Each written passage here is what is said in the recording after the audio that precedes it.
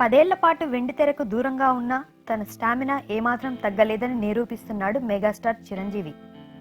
చాలా రోజుల తర్వాత వెండితెరపై చిరంజీవి డాన్స్లను, నటనను చూడడానికి అభిమానులు ఎగబడ్డారు. అభిమానుల అంచనాలకు తగ్గట్టే తన సినిమాలో మాస్ ఎలిమెంట్స్ ఉండేలా జాగ్రత్త పడ్డాడు చిరంజీవి. దీంతో ఆయన నటించిన 150వ చిత్రం ఖైదీ నెంబర్ 150 రికార్డు కలెక్షన్లతో దూసుకుపోతుంది. ఈ దెబ్బకు ఇప్పటి వరకు ఉన్న తెలుగు సినిమా రికార్డులు బద్దలవుతున్నాయి. ఏకంగా బాహుబలి రికార్డులకే ఎసరు పెట్టాడు చిరంజీవి. ప్రపంచవ్యాప్తంగా మొదటి రోజు రికార్డు కలెక్షన్లు దక్కించుకున్న తెలుగు సినిమాగా ఖైదీ నెంబర్ 150 నిలిచింది. బుధవారం విడుదలైన ఈ సినిమా ఆ ఒక్కరోజే 39 కోట్ల రూపాయలకు పైగా వసూలు సాధించి టాప్ తెలుగు సినిమాగా నిలిచింది. బాహుబలి తొలి రోజు కలెక్షన్లు 35 కోట్ల రూపాయలు. దీంతో ఇప్పటి వరకు టాప్ ప్లేస్లో ఉన్న బాహుబలి రెండో స్థానానికి పడిపోయింది.